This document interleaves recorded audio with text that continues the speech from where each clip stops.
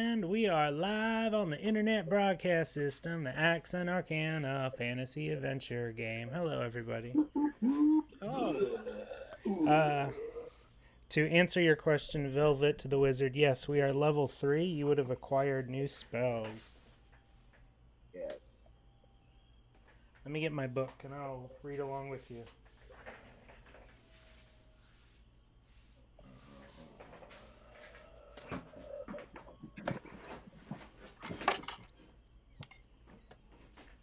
Because I believe you get second level spells now. I think that's right. I think also the cleric does too, maybe? Yeah, I just saw a chart somewhere that I think I get 2 second level spells. Yeah, let's. What's up, Unicron? How's it going? Should be an interesting watch for you, maybe. I think. All right. So we got a D&D Beyond. Let's go there. Let's look at our spells.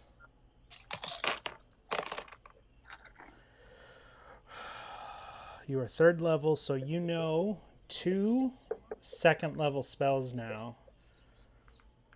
So if you go in the spell chapter of the book, at the very beginning, it's divvied up into classes. If you go to the wizard chunk and you look at the second level spells, you get to pick 2 of those.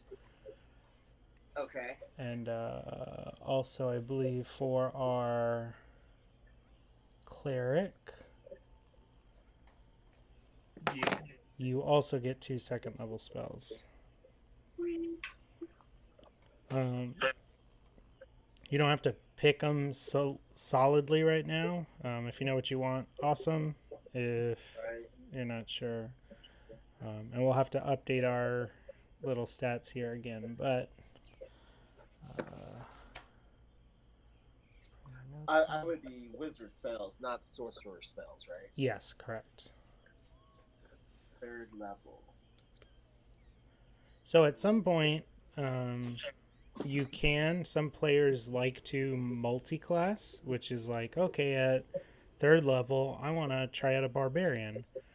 Now, it's not something you want to do every level, and there are these classes pre-generated that you can work towards. So it's like, well, if I ultimately want to be a ranger who uses magic, you can start levels in wizard and then jump over to ranger, and then you'll be able to start casting like arcane shots, you know. I see. So if ever down the road you're like, I'd like to try something new, like maybe Velvet wants to start swinging a hammer, or playing with woodland creatures, you can talk to me about multi-classing. Okay, that's cool. So I get 2 new spells, correct? Yeah, and so you learn them. So that spell book you've got, they get added to your spell book. Okay. So let's see. Spellcasting ability. Each time you gain a wizard level, you add 2 wizard spells of your choice to your spell book for free. So you could technically add 2 more first level spells to your book, but that doesn't make a ton of sense. I see. And then you can cast 2 second level spells a day. So you can cast one of your second level spells twice, or you can cast each one time each.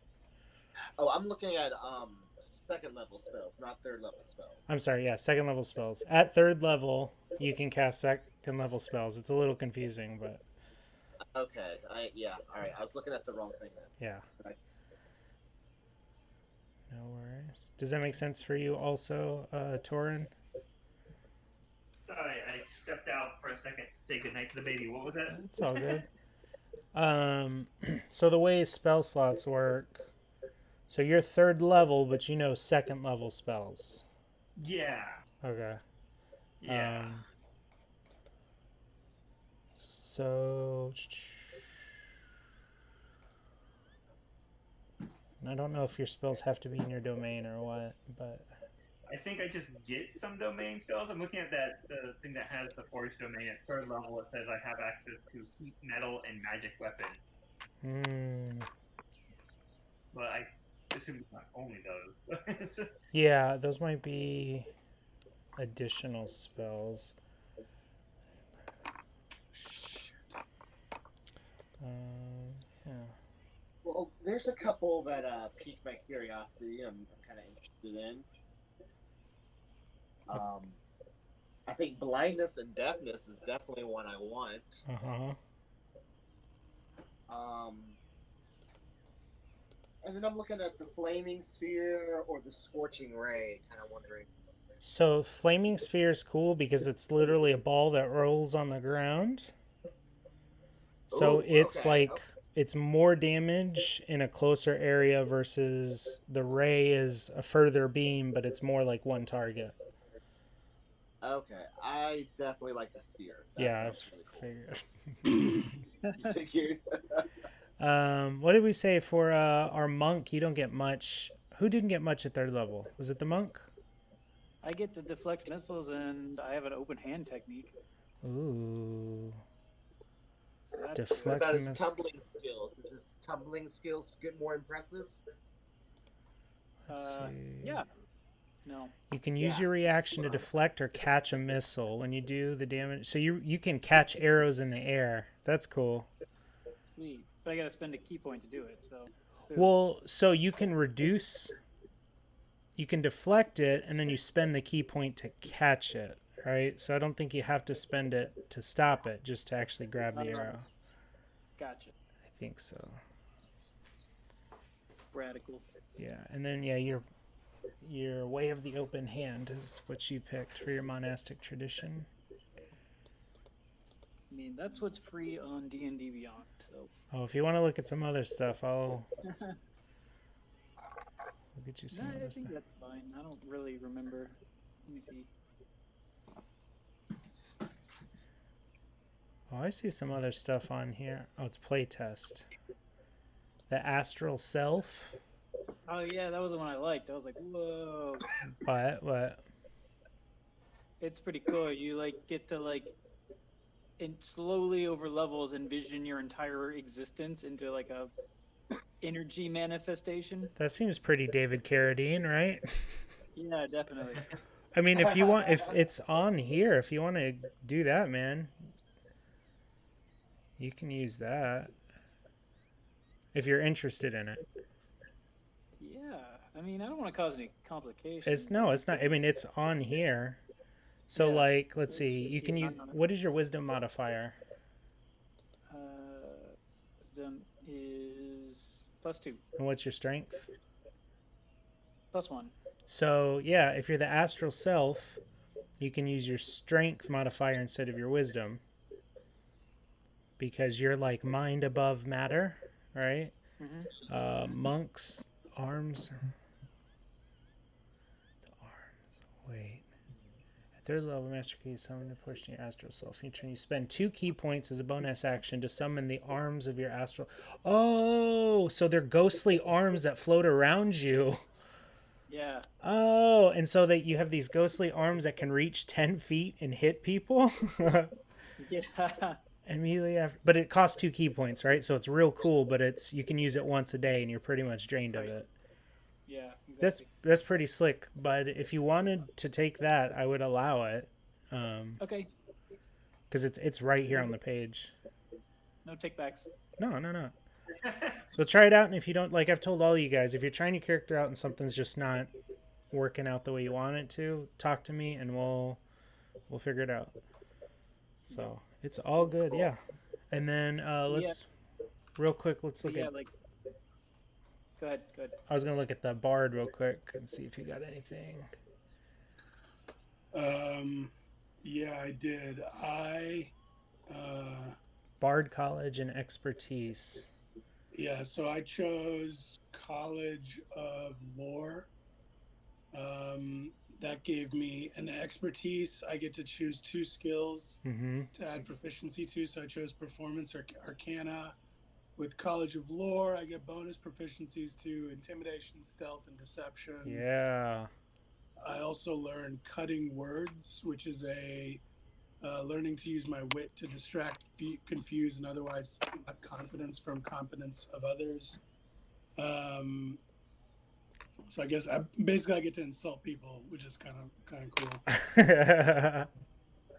And I think I learned 1 second level spell. Is that correct? Let's see. Oops, I backed up. You learn 2 second level spells. Oh wait. You can cast 2 second level spells a day. Additionally, when you gain a level in this class, you choose 1 bard spell you know and replace it. Oh, I replace a spell? Hold on. You know 4 first level spells when you start. When you reach 3rd level, you can learn 1 new spell of 1st or 2nd level. So... Oh, wait. I have 5 first level spells. Why do I have 5? You know first... You might have gotten one from your background. Each of these spells must be lower.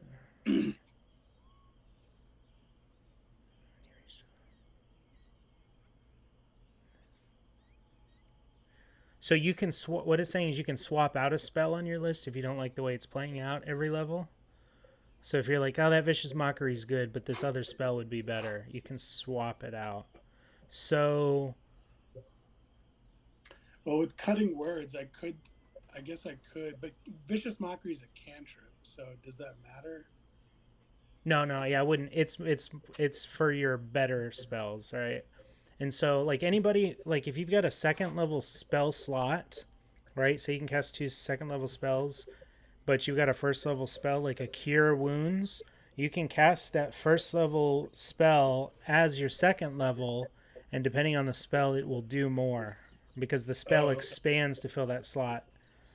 Not every spell, but a lot of spells have that, casting at a higher level. Okay, Thunderwave has that for me.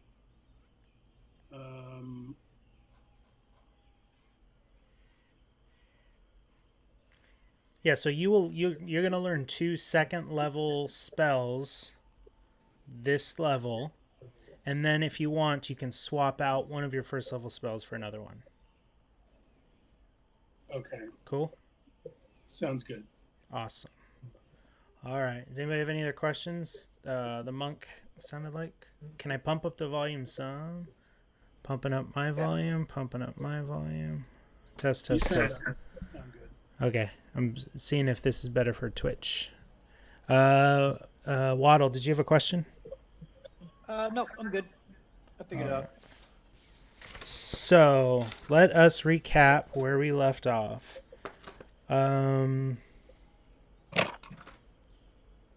You guys had been investigating a series of clues that led you to a cult that was beginning to start a ritual. Ritual commenced, the world blinked, and suddenly you were surrounded by dense jungles and humid atmospheres, giant creatures. One of your party members was lost. You trekked through the woods and found them unconscious in an egg nest. And upon his revival, you were immediately become the prey of an undead giant lizard, a terrible lizard. It hunts you down through these dense foreign jungles. You make your way to the base of a prismatic volcano and stow away into the ruins of some ancient building complex. You stay the night out, and in the morning are able to leave with when the giant lizard was distracted with a grapple with a giant 4-armed baboon. As you're escaping, you catch notice of a barbarian who seemed to be hiding out as well from this ruckus that's going on. And she helps you guys find your ways away from the foot of this prismatic volcano and into the safety, quote unquote, of these jungles. And I believe that is where we left off. Am I missing anything important? Sound pretty good. That sounds I good to don't me. think All right. I still got a baby egg, right? You still have your baby egg, yes. As you guys were kind of resting up, as Waddle's checking his egg, you notice a red streak in the sky. Fiery, burning light streaks across the sky. A brutal sign approaches the sky. Take a look, yo. Ooh. That's a doozy. So you guys will rest for an hour after. Oh no, I guess you guys had just gotten out of a long rest. Yeah. So after taking her swig of water and introducing herself to Velvet the Wizard as Gorilla Red, she shakes off her muscles, resheathes her weapon, and asks if you're ready to continue. Hold on. Gorilla Red. The Gorilla Red. That's one me. Presumed dead, right? That can't be it. Do you know me? Who are you? My name is Valor. I come from a small town in search of my brother. I'm sorry, I messed that up. It's all right. Velvet. My name's Yeah. Velvet. Your real name. And I come from a small wizard town, and I'm searching for my missing brother Valor. He's been kidnapped, and I have been searching for him until I ran into this group of travelers and have joined their quest. But I've been keeping my eye out, looking for any sort of information about my brother. There was a letter left after he was kidnapped, demanding that we give the kidnappers this artifact that's known. It's a family heirloom. It's known as the Ring of Red. Do you have any relation to the Ring of Red? She looks down at her hand where her missing middle finger is. And she looks at you, and she looks at her hand, and she looks at you, and she says, "Wait, who the hell are you? Did Barris send you?" Yes, Barris brought your name to my attention. We all know Barris. She kind of like takes a beat and thinks about it, and she's, "Oh, well, I don't know of anything about your brother, but I'm the one what killed William Wisp." What? You killed William Wisp? I was a member of a legendary group of heroes in my hometown, my home of Ambrosia. That is, until the terrible William Wisp showed up, that one-eyed bastard. His reign took a terrible toll. We suffered many losses. But our friend the Wizard Barris, he had plans set up to defeat William one way or another. Unfortunately, we lost the cleric Karnak before I got my hands on him. Barris, he equipped me with an untested device based on some infinite mask, and I used it the first chance I could. I knew it would bring me back here, and she kind of points around. But if it kept the others safe, there was never another option. It was a weird feeling seeing the world warp away. Suddenly I was surrounded by a temple, just Wisp and myself. He seemed stunned for a second, shook it off as he turned my way. Instinct or something grabbed in, and I grabbed the closest blade to me. I did not realize it was the dino sword that I had drawn, nor that I was in the Nightbringer's obelisk. I plunged that blade before William's gaze could meet mine, and that's where I left William Wisp, impaled by the dino sword, what seals the Lich Azrael to this world. So, yeah, I killed William Wisp. Problem is, now there's a Lich awake, and I don't consider him much of a threat. At the moment, anyway, what with us being temporally locked to the primitive expanses of Krotar, but what are you gonna do? Yeah. I mean, what are you gonna do? That's true. Yeah, good point. Wait, temporary lock to what? Oh, maybe Barris didn't explain it. So we're in Krotar, the locked primitive realms. This world we're in is not allowed to move forward, as it was the only way to trap the Lich Azrael. He is here locked in time with all these creatures and tribes and peoples that the rest of the world will never know. Barris thought the only way to stop William Wisp was to banish him here too. Whoa. Well, no. That Damn. is- Yeah, Barris left that part out. Yeah, he does that. He's a smart guy, but I don't like the way he tells a narrative. And I guess he forgot to bring it up.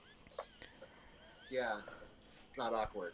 Not awkward at all, but I'm glad I found you all in the ruins of Deep Smelt. It feels like maybe it was destiny that I find Barris's friends.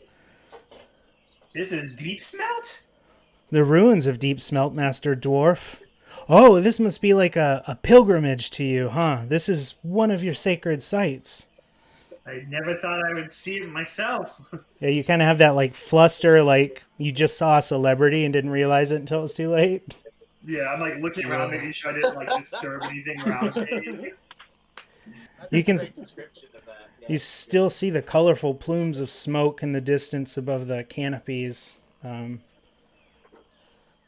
So you put together that since that was the ruins of Deep Smelt, that prismatic mountain is known as Chroma Crag. Oh, good T-Rex roar. That timing was perfect. They're still fighting in the distance. Oh no. They say this was founded by Moradin himself. Morden is one of the deities in the realm. Yeah, my deity. His Walking specific- on holy ground. Everyone, go peep far away from here. I don't know. Like this was not a good place to camp. These are all just the most metal names I've ever heard in my life.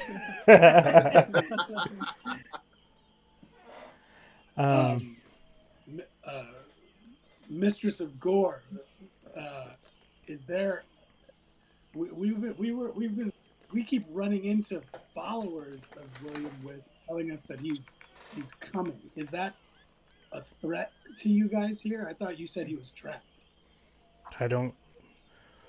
Wait, you weren't sent here to bring me back? We were given no direction as to But you said What to Barris do? sent you. violence. But You said Barris sent you, didn't you? he never told us anything about you. And he never sent us to this place. We were on our way elsewhere. Interesting. That is not what I thought. God damn it, Barris. And she seems like upset. Like, I'm stuck here, aren't I? I knew it.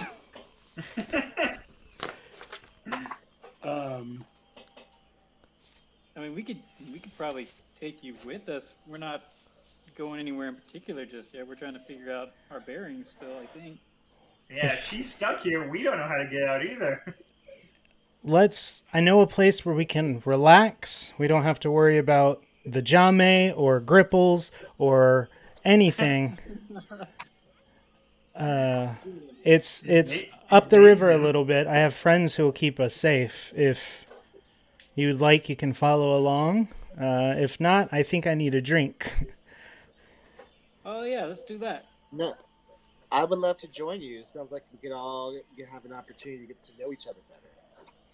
So she grabs her massive blade, right? It's wielded of chipped prismatic stone and jaw bones from some predator you've never seen before.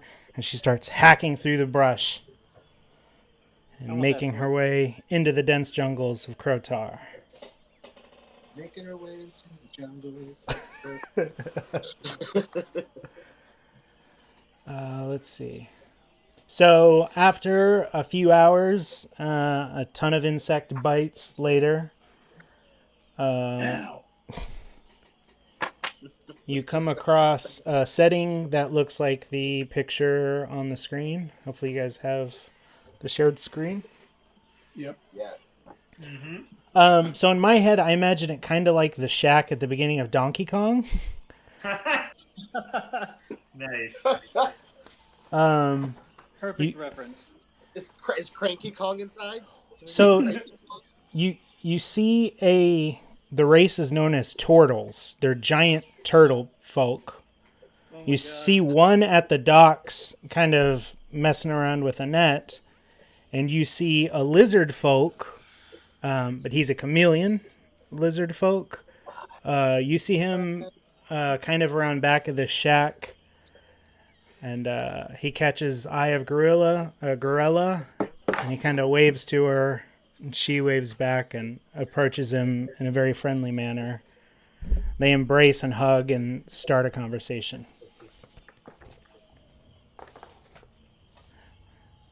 So you see this before you. What would you like to do? I want to tell the turtle people that they're precious. The turtle guy looks at you real slow and kind of smiles and then goes back to what he was doing. You hear the lizard folk, the lizard yell at you. He's like, "Oh man, he's real quiet, man. Don't worry about him. Welcome, you guys. My name's Leon. That's my friend Bosch. Can I have my hands to my face and I'm just grinning from ear to ear. I'm so excited right now. Could I offer any of you a drink?" I'll have a drink. I'll have a drink as well. Yeah. As long as it's I not some kind of sort of push like my way weird. through, and I'm like, it's been too long since I've had an ale. Like, what do you got? Do you guys like bugs or no bugs? Bugs? No bugs. No bug. No bugs, friend? Oh, what the hell? I'll have a bug. Okay. I take knew bugs. you were going to have a bug. I'll bring the bugs just in case.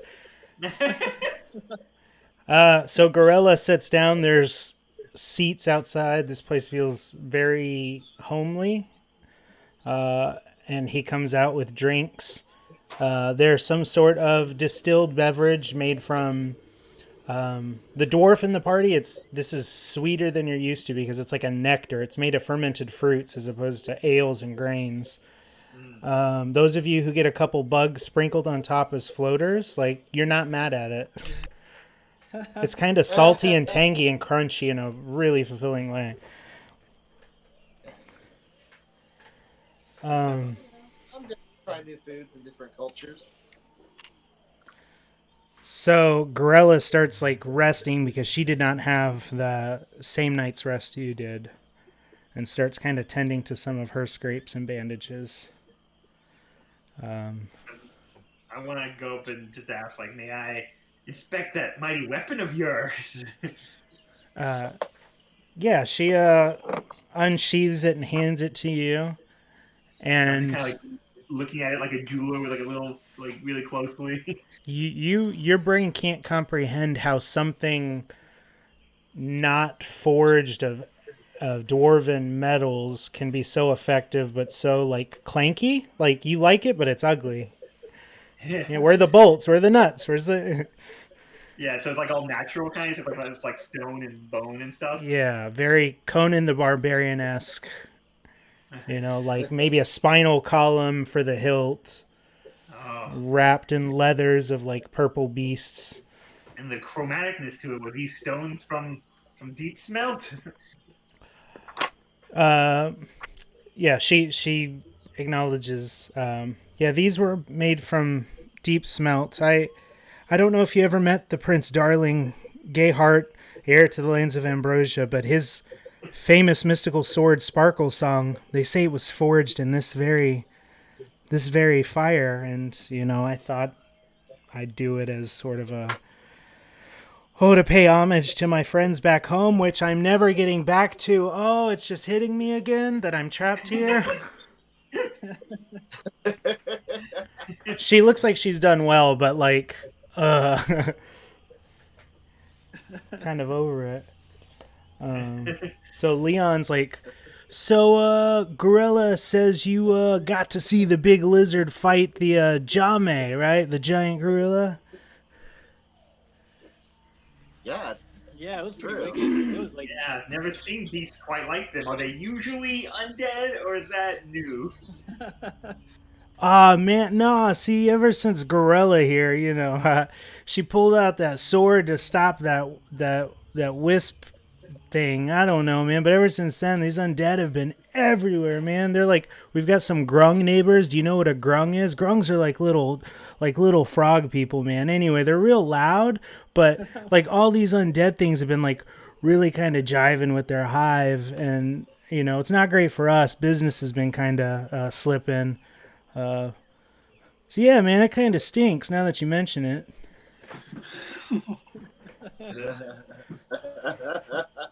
Undead are true Leon, I like you. abominations to creation. You see Bosch pull a fish out of one of his nets and just turtle eat it whole. Okay. I let out a tiny little squeak from my mouth.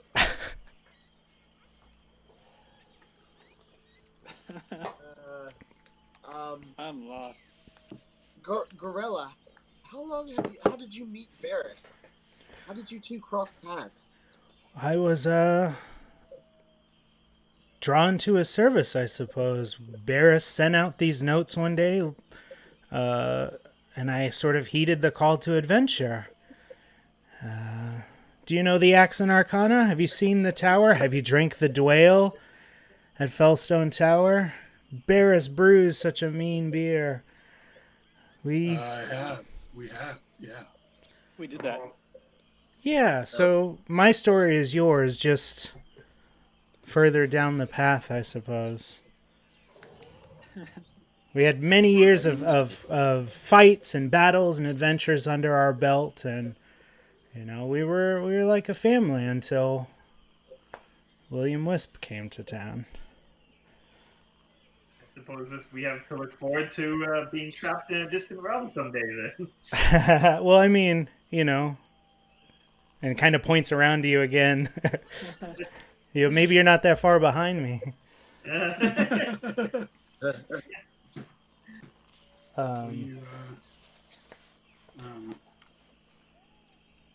What kind of stuff is like around the hut in the walls, or like on the walls? Are there trinkets, things? Are there? Yeah, so inside this seems like a catch-all convenience shop. There's all sorts of tools and goods and utility items for all sorts of things. Fishing equipment, farming stuff, fruit removers for the trees. If you're looking around, make me a perception check there, Dusk. Alrighty. That is... Oops, wrong guy. That's going to be a 14. So you're kind of scoping around the different goods, and you notice some equipment that looks unusual to you. It looks kind of like Barris has a trash can back at the AXE+ARCANA that it looks like. Does it happen to look like something I've seen before? Yeah, it bears a striking, not a resemblance to it, but it looks of the same make. Yeah, same build, same, yeah. What was this little guy's name again? One more time. The Leon? Oh, I guess I'm just gonna go over and grab that trash can. I mean, whatever that. Leon's start like fumbling with it. Yeah, you start looking at it. It's metal and gears and wood and of a construct you're not super familiar with, but it doesn't look like, your dwarven friend. Dwarves are good at building stuff, but it's more of iron and steel and forge work, and this looks delicate. It's not delicate, but it looks intricate. Like there's a lot of moving pieces to it. Yeah. Torin, you're a great What? maker of things. What do you make of this little thing here? Oh, it definitely looks out of place here. Torin, will you make me a knowledge check? Yeah, knowledge check. I don't even have my app open yet for dice roll. It's all right, bud. No worries.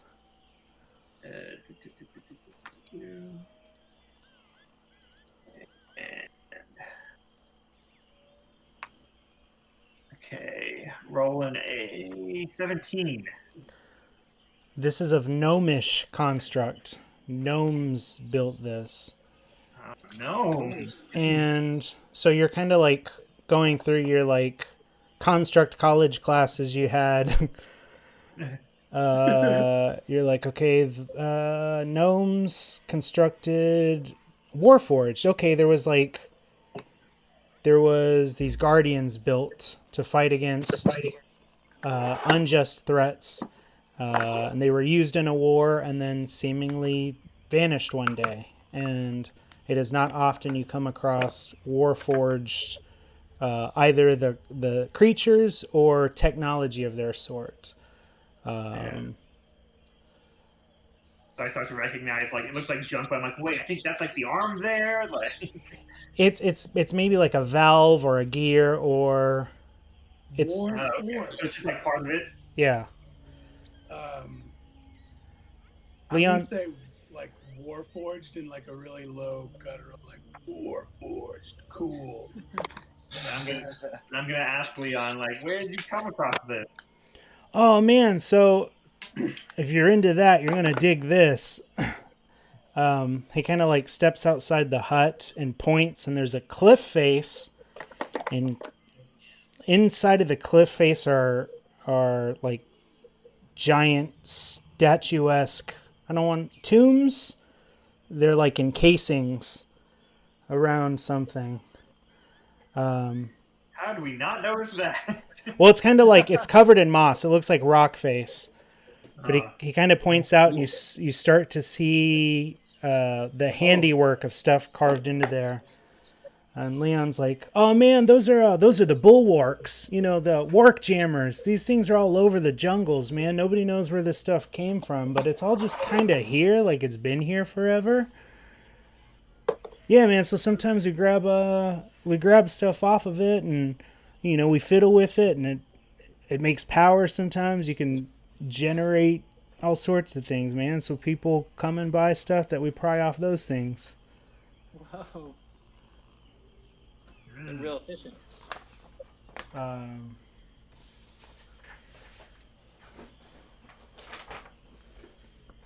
So I'm gonna roll a perception check and look for something. I want something neat. So does anybody want to take a closer look at the things engraved into the side of the wall? Or are you looking inside at more of the item itself? I was looking at the item. I maybe want to tell Lean that I saw this when I saw this when I touched like one of the like on a portal on the way here. Like I feel like I saw something Something similar to this? like an item seemingly cobbled together, but Are you still there, bud? perhaps another. Yeah, perhaps like another piece of the Warforged. You know, like could it? I mean, Gorilla kind of looks at you when you say this, and she holds her hands up and says, "Is it about this big? About the size?" She's like, "Was it kind of bluish?" yeah, there was. It looked like it had a compass pointing a direction on it. Perhaps some kind of navigation piece. So she looks at you and she's like, "Wait a minute. You're not the..." And she's like calculating in her head. She's like, "So Barris really did send you, but oh, something must have gone wrong. I assumed Barris would have been the one. The thing you're talking about is what sent me and William Wisp back here. Could it? The last time I saw it was I had recently defeated William Wisp, and Is it because he was trying to get these things, or what? This is what brought us back. And I narrowly escaped my fight with William Wisp. And the last thing I remember was dropping it to somebody, but I don't know. Was he wearing a red robe, perchance? No, it was a half orc. One of the local tribes, I'm assuming. Anyway, I don't. I will have to think about this more. I don't. So there's some sort of connection, but you are unsure of what it is.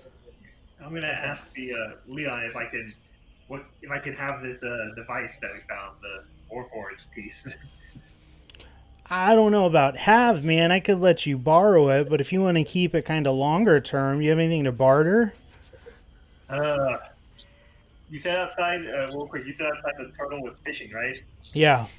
I'd be like, tell you what, I can forge you a better spear and trade for that if I can borrow some rusted metal. Spear, huh? All right, You know, man. you fish up 10 times the fish. 10 times, he says. 10 times. Cool, we can do that. And so he'll hand it to you, and we'll. He's like, I use like channel divinity. If we're gonna be here for an hour, it says I can, make any kind of metal item. I'll make them like an extendo spear thing. yeah, cool. So you decide to get to work right now, or do you want to wait? No, now. Like, if we're gonna be chilling here for a little bit, it just says an hour-long ritual. Just need some rusted metal, and I can make it into a design I have of a spear that will extend into the water for him. Ooh. So Leon goes to point you where the workbench is, but you're already like halfway there carrying this stuff. Somebody had a question. Waddle, what's up with you, Waddle? How are you doing? What are you thinking? Oh, I don't know. I'm just looking around, taking in the sights, really feeling the majestic nature of the scene. Kind of boggled because I don't feel totally like I know exactly what everybody's talking about, but it's all right. I'll just flex my muscles and bask in the sun. You're just like laying on the porch of this hut, just like getting sun. Yep, drinking bug juice.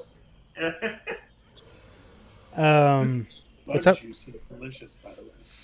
Oh, thanks, man. Can I just look around and see where is everyone standing? Where is are we all inside? Where is everyone right now? You guys are kind of scattered about. We're kind of going theater of the mind, which means we're going to try to rely less on grids. Okay. So, like, I imagine Torin, the dwarf, went around back. There's, like, forages and a fire pit and tables for him to iron stuff out. So you start hearing the clanking of a dwarf working on something. He's excited. There's new metals, right? It's kind of like that. Yeah, I imagine I'm kind of like in my zone, kind of like forging every so often I pick up like a scrap metal that I'm not sure what type it is, and I bite it to see what it is. And yeah. Okay, cool. Dusk, I imagine, maybe is like sitting on the dock watching this turtle eat raw fish and then like writing these metal lyrics in his head.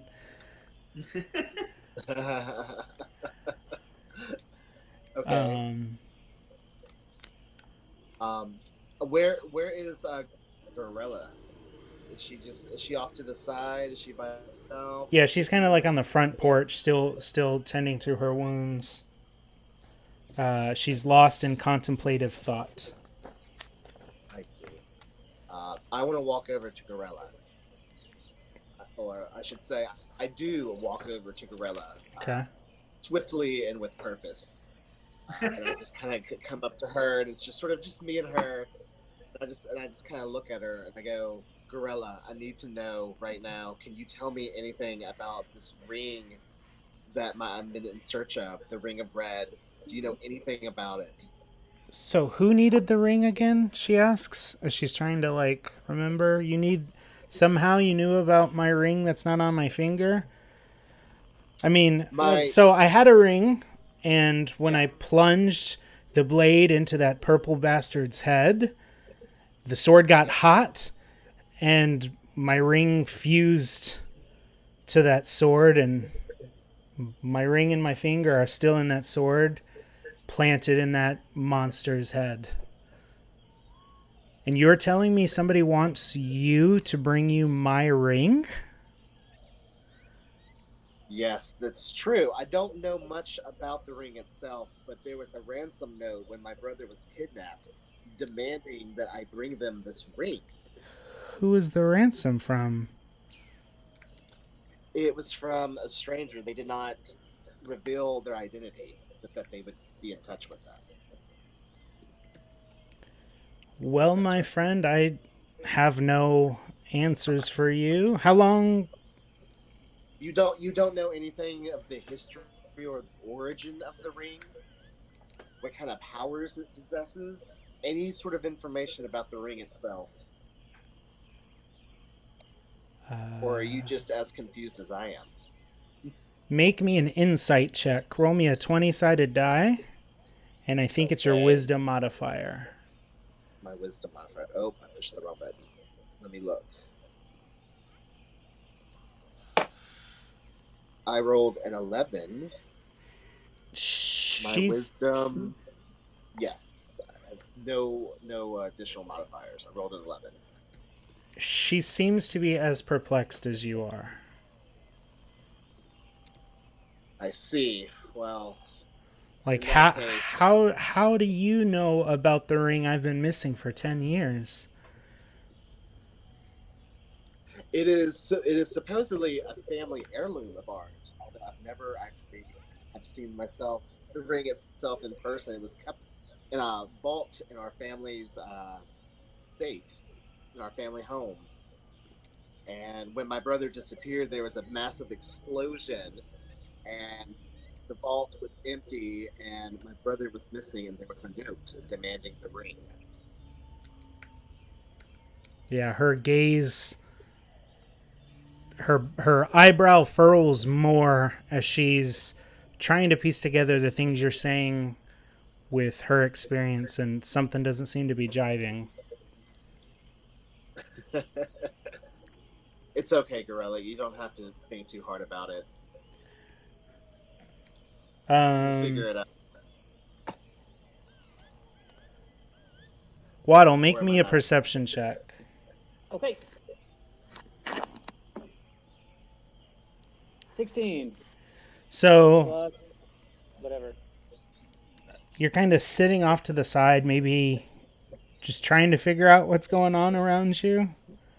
You know, you're kind of at a loss. You're not quite sure. You're wandering the world, but the world's changed around you. So you're looking up at these. They're I want to say tomb shaped, but not really. Like there's something enclosed in these giant monoliths carved inside these alcoves in the cliff. And you notice on the center of each one, covered in mosses and funguses and vines, they've got little icons or symbols in the center of each one. And you look at one and you kind of mark it out, and you swear it's an engraving of a lizard in the center of that one. Wow.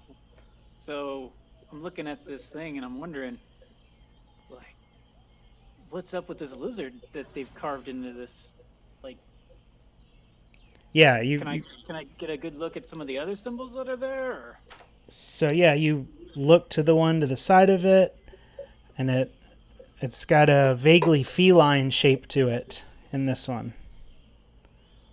Whoa. The one to the next of it, it's ursine. It's like a bear. And then Okay, can I yeah.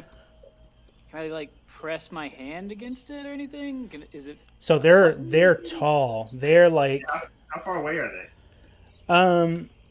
So you guys are kind of at this little dock area, and the cliff faces are 50, 60 yards off in the distance, and you kind of see them like overlooking the low canopies. They're relatively big. You could meander over to them and get a closer look. I would like to do that. And so Waddle walks towards the cliff face. I Torin, just sort of get up and leave. yeah. Torin's hammering away, like really feeling his oats. Dusk found a really good rhyme. Nice. Velvet is enveloped in a web of mystery. And Waddle, you get to the foot of these things. There's 5 alcoves. 4 of them have this enclosure on them. The 5th one at the far end is just a hollow alcove. And there seems to be a seam running up the middle of each of these. Like they open? Yeah, like they open. Can I force them open? So you go to one. You want to like put your fingers between it and try and pry it. Yeah, just test the gap there. Roll me a strength check. Or strength check. 12 plus 1, 13. It is. Would you say 13? 13. Anybody watching the stream? Is the audio still low? I'm hoping I fixed it, but I can hear you. okay. I moved my mic around again, so I'm hoping. So Waddle, you try to pry this thing open and you can't. And you hear Leon from behind you approach. He's like, "Nah, man, that's how you can't do that, man."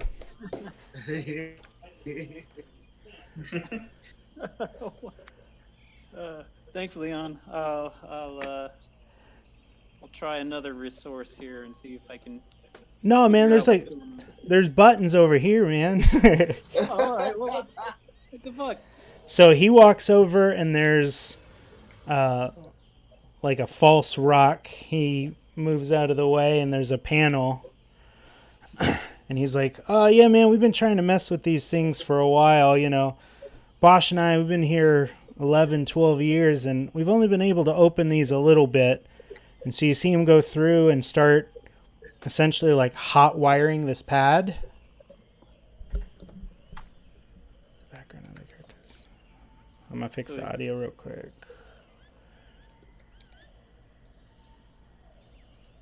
So what were you going to say, though? So he's just spent all the years trying to figure out how to hardwire these panels open. Well, it's not the panels, man. It's the warp jammers inside, and he makes a connection, and one of the gates or panels starts to open and crack open, and then it stops like it's locked. And the panel he's kind of working on whirs as you hear giant stone gears grind to a halt. And inside you see a giant stone sculpture. It's like a suit of some kind. And it's got lizard embellishments on it. And it looks like there's a cradle in the chest where somebody could stand. And then the door shuts again as your glimpse is over. He's like, "Yeah, man, if we can get these dang doors open, man, we can get the warp jammers running for sure, man. Scare off all those dinosaurs." Whoa. Is this a Warforged?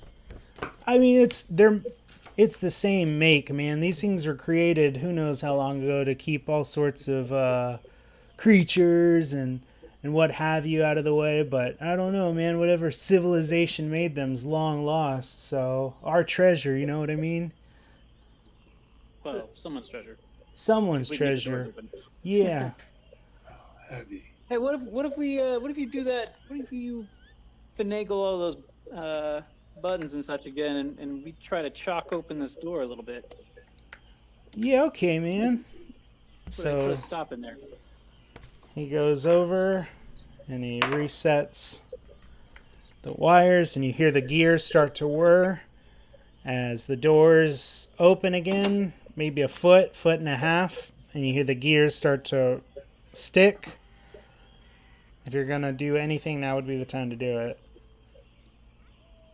Everybody who's back at the hut, you hear birds kind of take off en masse as there's a loud ka-thunk as you notice dust and spores fly off one of the gates on the wall starts to open. Like even Torin hammering the metal can hear the shift in the ground as these giant gates try to open and then shut again. Okay. Yeah, so Waddle, this thing is open in front of you. I guess I'm looking around for like a boulder or a log or like anything I can just cram in there real quick. Use your egg. Use I the pull out my egg. egg and I just kind of see if that fits in the gap. Do you really? No.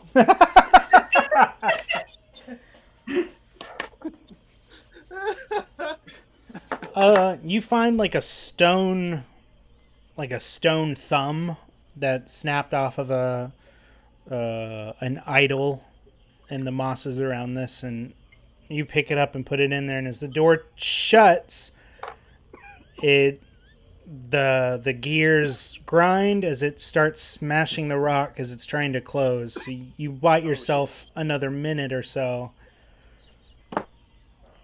And Leon looks at you and he's like, hey man, maybe it's not a good idea, man. A good what? I don't know if it's a good idea. To get in there? Well, I don't know, man. Whatever. I'm following It's all you. about it. Can I squeeze in there? I was about to say, waddle your way in. I bet I could squeeze in there. Yeah. All right, I'm going in there. I'm gonna squeeze in there. So I'm gonna contort my body into the opening of the doorway thing. Waddle wiggles in. Leon's like, hey man, I wouldn't do that. Watch your hands. And you shimmy in, and the doors shut behind you. Oh, jeez. So you are in this. It's like without the spikes, an Iron Maiden, and behind you is this massive stone and metal and wood construct with lizardine design to it. Lizardine design? I don't know if that makes sense. Ish. Lizardine. Sounds good. Lizardine. So I'm gonna. Can I see in there? Is it lit at all? I mean, is there? No, it Pitch is black. it is I dark. think of a halfling, you have dark vision at least, all right? Like, Oh yeah, that's true. I got some of that. I got You some of you that. can there are slight cracks in the stone gate that slits of light are peering through, so you can sort of make out the silhouette of this thing. Can I go over and investigate the statuette? Yeah, make me an investigation check. Investigation. 19. Sitting in the chest area, there is a cradle of sorts that seems vaguely humanoid shaped. I'm gonna pop my ass down in there. So you climb up this thing. It is a larger construct, 25, 30 feet tall. So you find easy handholds and all the notches and bolts and stuff and kind of shimmy your way up about 15 feet and nestle yourself into there's like a little seat in there. You've got two nice little footrests. You kind of put your feet down. And yeah, it's pretty cozy. It's pretty comfortable. Nothing happens, but I'm there. it feels all right. Yeah. Feels good. Feels right. Feels right. Meanwhile, hey, the rest of us are still over the hut, right? Yes. Yeah, let's cut back to you guys. I'm Okay. with Waddle. So I imagine you sort of came up from behind as he was slipping into this crack, and it shuts. Right. I'm at least I'm at the. Yeah, so you've made your way over from watching the turtle to Leon. Yeah, and meanwhile, I guess probably let's say an hour, so I kind of come out from behind. And I just have this kind of look symbolic little spear, and I go to the turtle. I'm just like, here you go. They always say make the weapon work for you, and it's just like I twist the handle, and it like gets longer really quick, like a little spring action. His eyes really slowly open up. And I'm asking you, not him asking you. Does it have a name? oh no, I just call it I just call it a spring shiv. Spring shiv. The turtle slowly reaches out and grabs it, and then does like a really quick spin with it on his fingertip, catches it, and then spears a fish. Ooh, I was gonna say don't chop off your finger, but I think you got it. He looks like real pleased with it. He kind of nods at you, closes his eyes and sort of nods, and then eats the fish like a kebab off the spear. I'm about to walk away, but I ask him like, "Hey, where'd your lizard friend go to?" I guess he kind of points towards the thing, maybe. Yeah, so you hear the gate shut as Waddle's in it, and he kind of points to it, and he walks. He starts to walk with you towards the gate. I look off jealously from the side. Where are you, Velvet? I'm next to a gorilla. So Gorilla hears the gate open, and she's like, "Oh no, Leon! Is Leon messing with the Wark jammers? Those things will never start. I keep telling him it's old technology." Let's go over there and see what they're doing then. See if we can help. She's like, "You go. I'm tired." Okay. Well, you do that. You just rest. You see Torin, and then 20, 30 feet behind Bosch walk past the hut from the docks, and they're making their way to the temple, so you kind of join them. Awesome. So you guys make your way up, and you catch up to Leon and Dusk. You see the alcoves with the enclosed giant statues. And you see Leon kind of messing with the pad again, trying to open it. Dusk, what would you have done upon seeing it shut with your friend in it? Taking a little step back and I guess kind of just look towards Leon, like I'm sure he's fine. Yeah, he shrugs at you. Hope so, man. Yeah, I mean, it's up to him. I walk up to it and I yell, "Waddle, are you okay? Can you hear us?" Waddle. Yeah, I guess I look back and tell them, "Hey, yeah." Waddle. went in there. Waddle, you hear Velvet yelling from outside if you're in there. I guess I yell back, "Yeah, I'm fine. I'm inside this giant thing." Oh, Waddles, what are we gonna do with you? Yeah, what are you going to do with Waddle? Leon is going to sit here and mess with the panel. Does anybody have any ideas? I'm thinking. I am thinking.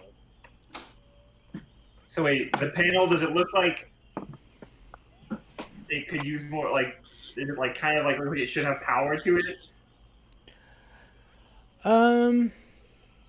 Yeah, you feel like it could probably, maybe that's the problem. You're looking at it and you're like, well, I don't know much, but as a dwarf, fire means power, and I don't know if that thing has power. I mean, I could try to touch the tooth to it. Okay. The dragon tooth. Yeah, so you set the tooth, and Leon kind of looks at it and reaches in and grabs some sort of tubing, and he hands it to you, expecting you to know what to do with it.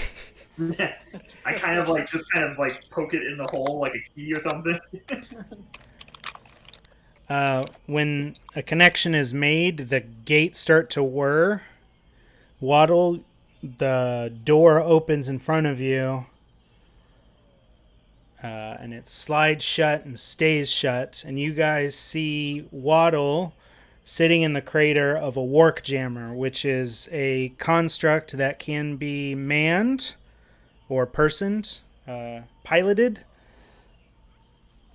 but non-functioning.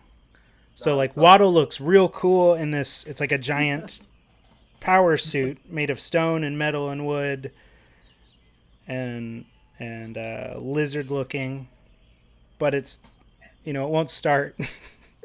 Yeah, imagine real heroic music, and you just and then it's just like Right. That's how it played out in my mind. Can I do a perception check to see what's around, like lying around? Sure. What's lying around? Or looking around. Okay. To see if there's any sort of, I don't know. I rolled a 17. Was there something in particular you're looking for? Tell me, Velvet, what you see. I'm looking for what the power source could be, or what could be because the door not opening. I don't know. Is it a gear? Is it a power source? Does it need energy? It needs some sort of energy. It seems like it's just real outdated, ruins. Can it have like a heat source or something like that? Something of that effect? It is not immediately apparent. Pure energy. Yeah. Yeah, Leon's like, yeah.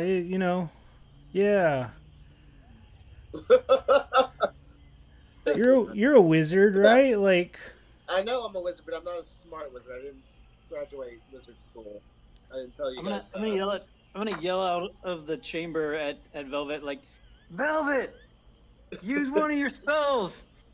Use one of my spells. Spellvit, Velvet. Perhaps I could use my new flaming spear.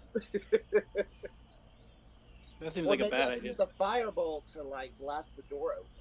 So the door is open, but the machine itself is immobile. Oh, we got the door open. Okay. Yeah, so I'm sorry. The dragon tooth opened and kept the door open. Okay. Yeah, I shorted the door. But the machine itself, yeah. It's not in place.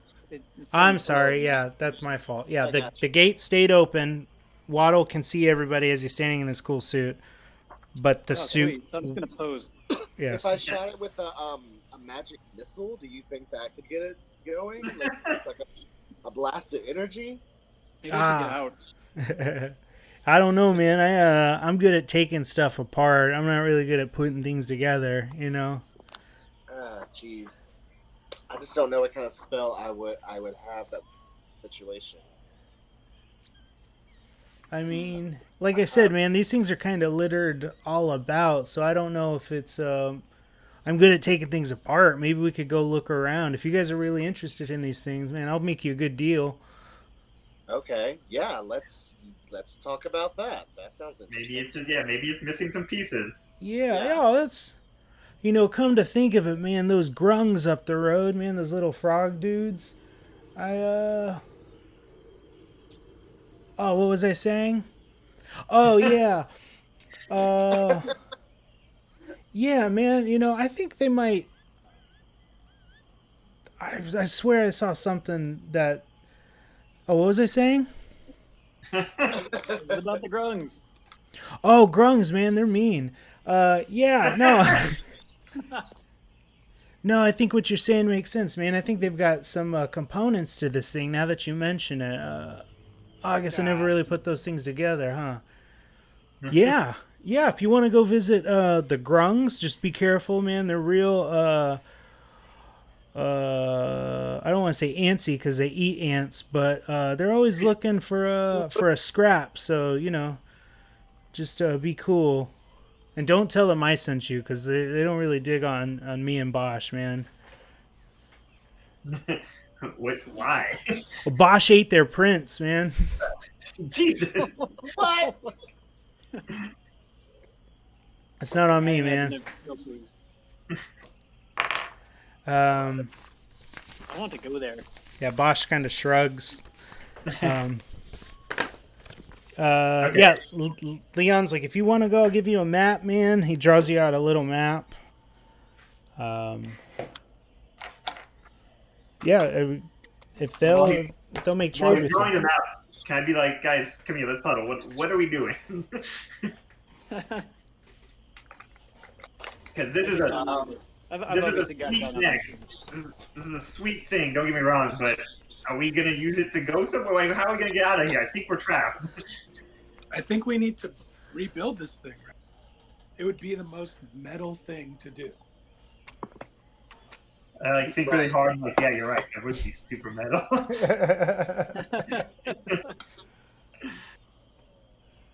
Well, let's go walk around and see if maybe we can find some random parts and just kind of bring it all back and see what we can do from there. I put my hand in the middle. Just like, I put my hand in the middle. come on, guys. Let's go get it. I'm We'll in. get that stuff. I'm in. Let's go. You and me. You know, it'd be even more metal if we use this to go kill that damn T-Rex later. And get back into my mountain. My mountain now. Oh, I like how you're yes, thinking. Revenge. Does Gorilla Guard know that we're about this thing? Like, is she at all interested in maybe using this thing against William Wisp? She kind of looks at it. I mean, I took care of William Wisp. I didn't need that, but I wouldn't hate seeing you get those things going to take care of that dino bastard back there at Chroma Crag. It would be the most. Permacord. I mean, that fight we saw before was epic. It was epic. But a fight between maybe this and a gorilla skeleton and a zombie Cromdar, what would they call? T-Rex? Yeah, it was just like a zombie T-Rex. I don't have a cool dino name for the species. Okay. Well, Gorzilla. And at first, I'm trying to think of like a reason why this is a cool bad idea. But Gorzilla between a zombie gorilla. You know, that would be even more brutal than what yeah, and I'm just like, this would truly be worthy of Moradin if it was in front of his deep smelt. Like, oh, I love this idea. Yeah, I think maybe that's Torin's more like, yeah, we could go back, but Deep Smelt's here. What's the rush?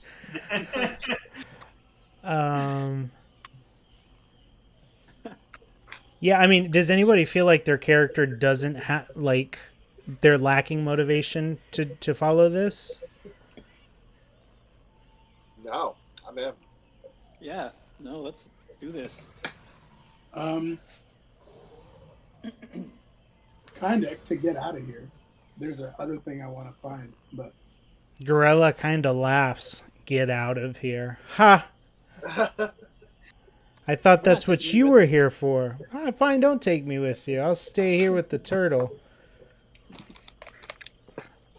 Oh no, Gorilla, you can totally come with us. It's fine. Right? Or I mean, she can. If you would like Gorilla to join you, Gorilla will join your party to travel. I'm sorry, I didn't mean to. I would very include much you. like Gorilla to bring her level of violence to our party. Right. She's like, All right, violence I can do. Violence I can do. I'll relent. It is action and violence that I would like to witness and be inspired by for songs. She's like, you're saying that? And she's like nodding along like, yeah. Jake Gyllenhaal gif from Nightcrawler? Like, yeah.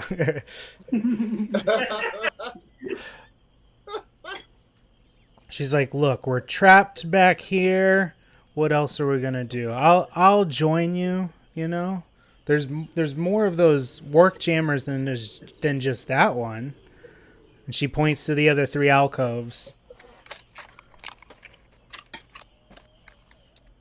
Oh, okay. Oh, sweet. So yeah, if you want to go talk to the grungs, Let's go. I guess let's go talk to the grungs.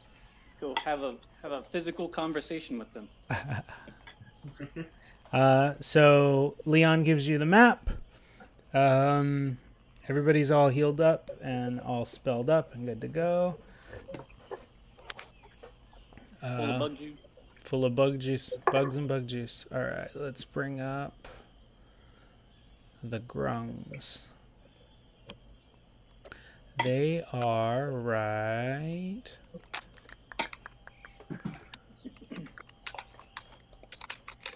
I hope they look like little mud skippers. They're real cute. They're real cute. In fact, I didn't put a grung down. I'll have to put one down. Oh, I just looked it up. They're real cute. What are the turtle species called again? Tortle. Tortle. Tortle. Oh, they're kind of cool too. I mean, they're like TMNT basically. Uh-huh. I love them. How is this not working? Let's see.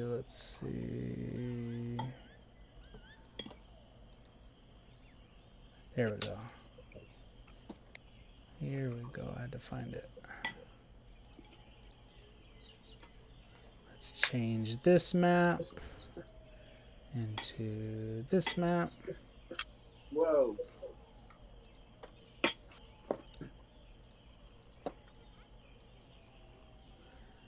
Welcome to Dungrunglung.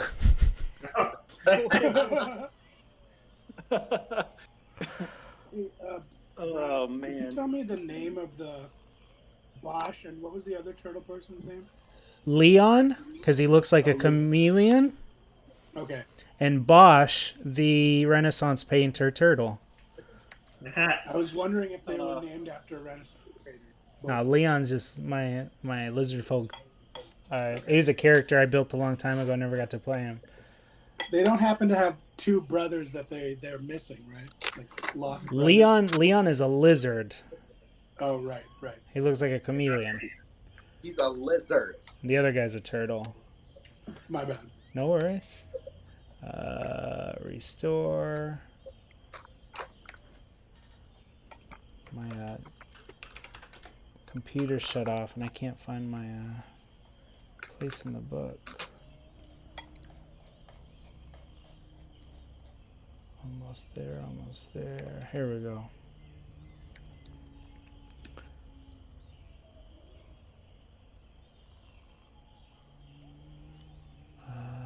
Here's our map.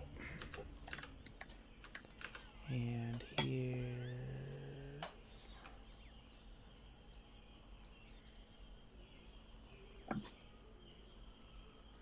Sorry, they're not transparent.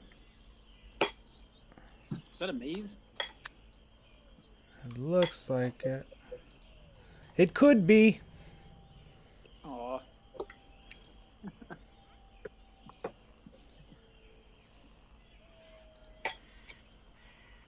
Who's eating?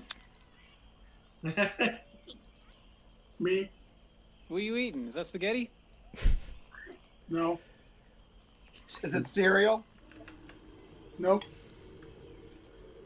Is it a baby? It's a baby. I bet it's ice cream. It's a human baby. Human No. baby flavored ice cream. It's not ice cream. It's takeout. It's Oh. it's DiGiorno. Those Oh are my god, I love them. those are grums. Oh my god. Wow. The I little love teeth them. on one of them, that kind of freaks me out. Yeah, teeth on it. Reptile just in general. Terrifying. Aw, they're cute. How big are they? They are. Where's my book? It's right here. These are small creatures. So you are medium-sized creatures. So that means they're no bigger than 3 feet. Like Goliath. So they're like Ewok-sized.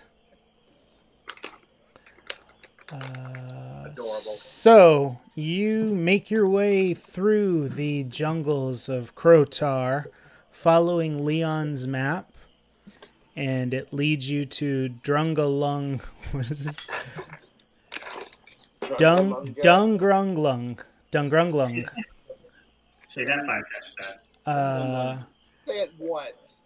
Dungrunglung is surrounded by a 20-foot high maze of twisted vines. The outer wall bristles with thorns.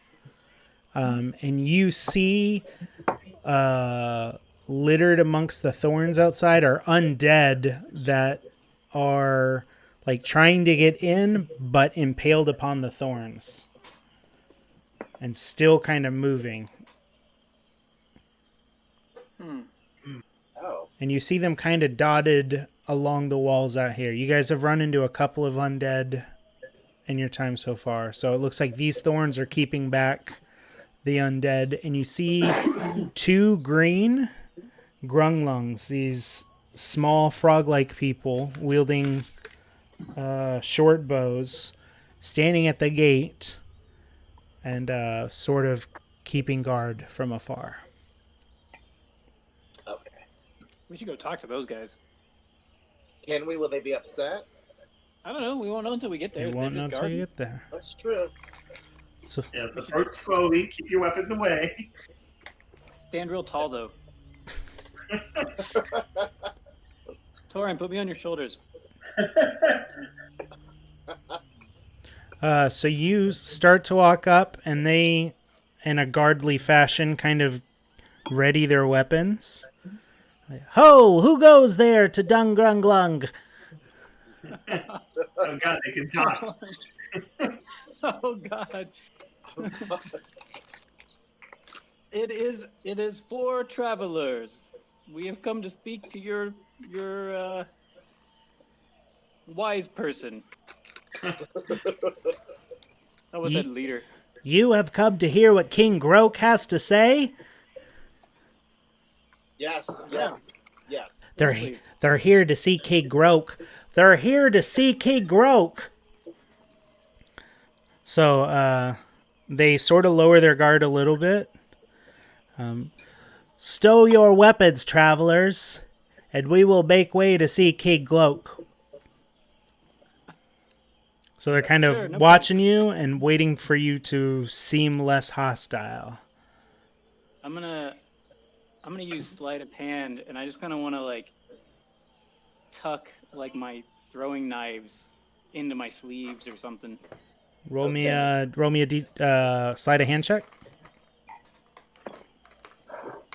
It's a 12 plus 3. 15. All right, so you slide a dagger into the cuff. Yeah. To your I'm little. not gonna try it like that. I just put my shield on my back and my hammer's already away, so. I hug Torin and pat him on the head to show them that I'm friendly. Get off! Look, they're friendly. Look, they're friendly. My weapon is sheathed, but Your weapon is sheathed? yes. I too also sheath. Should start strumming a little jolly melody. Dusk. Yes, if you could please, sir, kindly. Whatever counts as jolly in your book. Sure, let's see what these guys like.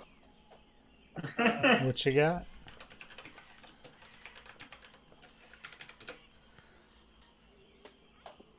So I guess I'll do a little charm person on them. Okay. I don't know if we need to. They already like us. I mean. No, I Yeah, mean, we should they're make them all like like, a they're all brick like walk. cautious, you know. We could get them to like take us to their king with a lot of really excited. Okay. Oh yeah. Oh no, Escort us all the way there. You don't what? Sorry, I don't have a song for so let's just say I place it.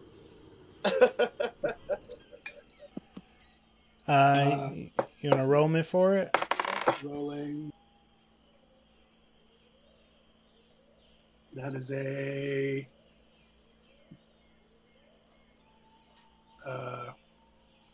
It's a number What between is 1 and my 20. modifier? Oh, charisma. Charisma, yeah. Okay. That is a 16. To charm person, or you're performing? To charm person.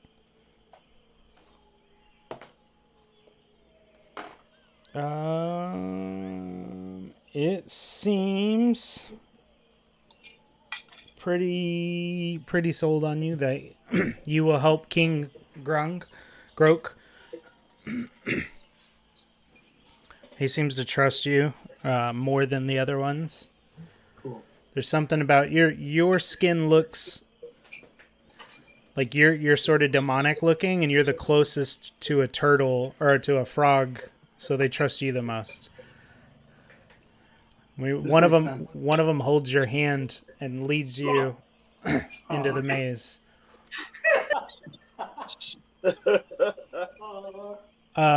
So he walks in, and you see him walk to one of the walls and fidget around and pop open a secret door to cut through the maze.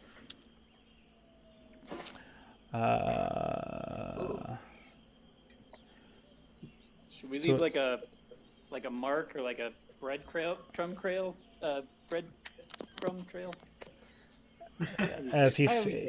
If you feel it necessary, you're welcome to. Yeah, I think I just want to leave like, nah, you know, it's fine. No. No? No. If you think about something you want to drop, we'll say you dropped it. All right, like I don't know, like maybe like I've got like a leather thong bracelet thing. Thong bracelet. Yeah, I mean that's what that's called, is right? Is that what it's called? You're dropping the beads off of it. I mean, I'm not gonna Google leather thong or anything, but a thong and a bracelet are two different. Do you just take your thong off? Is that what you do underneath your skirt? That's what I did. I just did that. One breadcrumb. Just to flaunt it in front of the frog folk. He's real friendly. No, you've got something in your equipment pouch that you're able to leave a trail behind. You feel pretty certain that you could make your way back if you needed to. Oh, sweet. Let me see what I got. Rations. Should I just crumble up my rations? It can be rations. It could be like maybe you're pressing some of your key energy into a wall or a tree branch, and then you're able to like sense the way you came back. Yeah, that's cool. I like that. Yeah, you're this wandering monk, so you're not prone to getting too lost. You're always where you're supposed to be. Gotcha. So you guys make your way through these shortcuts. Through an opening in the maze wall, you see a small lake surrounded by reed huts, ferns, and lily pads. Rising up from a flat island in the middle of the lake is a 60-foot-tall shrine made of painted mud bricks, shaped in the likeness of a giant frog. You can see it up here in the top right corner. Hey. Oh. Let me make this a little smaller. That's lovely.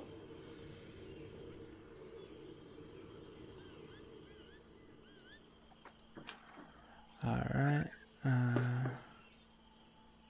Let's hide gorilla for now. All right. We gotta swim over there. I'm not so good at swimming. Stairs climb from the lake shore to an opening doorway climbed into the frog's fat belly. Wow, judgmental. Patrolling the shrine's perimeter are several frog-like humanoids with bright orange skin and short bows. You asked if you have to swim over there? Yeah. The frogs look at you like, well, how else would you get across? And they like jump in and make their little broad frog strokes. You said you'd help. You see some of the other frogs doing their frog business, kind of looking at you and thinking it's absurd. at what they're seeing. This dwarf, this wizard, this pierced halfling, and this devil guitar player. In Dungrunglung, what has the world come to? But they swim across and sort of wait for you to follow behind. I want to look around and see maybe there's a giant banana leaf I can ride over because they're tiny. Maybe they have like really massive leaves or nature that big enough to carry me. Yeah, you find a lily frond. You want Okay. to pop it off and ride it over? I surely do. All right, so you guys see Velvet destroy some property. And you see a frog like look at you like, what are you doing? That's my frond. But you kind of dust it off and you set on this big lily pad. Can I scramble on there? Is it going to hold my weight? No, get your own. You're like, it's so nice. I guess my question is this water like? It's pretty gross. I was gonna say, is it like their toilet water too? Like, do they just like hang out in this all day? You see a frog come out and like spit the water into the air, and then it comes back into its mouth. Ew! It's a whole lake of spit takes. Yeah, you look down and you see like particulates and like eggshells and like a Tootsie Roll wrapper. I wave for my little leaf boat. Yeah, The Tootsie Waddle, Torin walks over and rips another frond. And the guy's like, what are you doing? But I like, don't even acknowledge that they're upset. I'm just like, hi. Just keep going. Torin throws the pad into the water and kind of like leaps as dwarvenly as he can. I imagine he's on his belly doing it because. Yeah, imagine like an inner tube at like Schlitterbahn that you have a really hard time getting into. Yeah, your armor starts to catch little pieces of it, but you're able to float across. Awesome. Waddle and Dusk, are you guys going to stay on the shore or are you going to cross over? I mean, I feel like we should follow them. Are you swimming? Are you going to read it? Are you going to do something else? I mean, I definitely don't want to go in the water, so. I hear this little frog complaining, and I'm gonna look at him and I'm gonna say, "Give me one of those reeds." So I'm gonna intimidate him. Roll intimidation. That's a 19. Oh.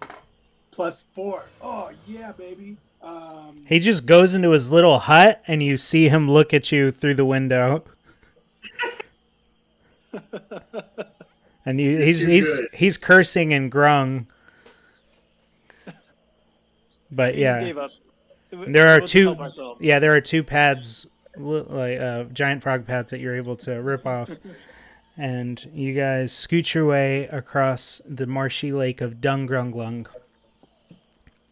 Marshy shores surround the shrine. Oh, say that 5 times fast. Which is 60 feet tall and made of carved mud blocks painted with natural dyes.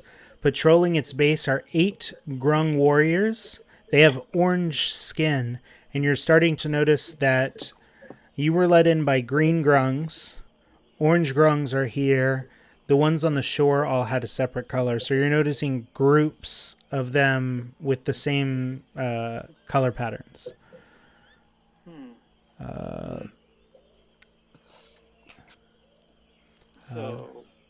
So your your little frog pads line up at the. Are these grungs little racist grungs? Wow. It's a caste system, and and yes. It's Well, in the I book. guess at least they're open about it. They're just awful, awful little frog people.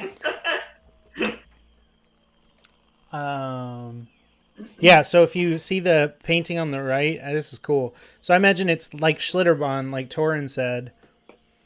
Hey, Kraken, what's up? What's up, Loco Boco? So these palm fronds, you've drifted across the moat of Dungrunglung, and you now stand at the base of King Croak's shrine. I real ungracefully get out. Like I almost flip out. This dude does this thing.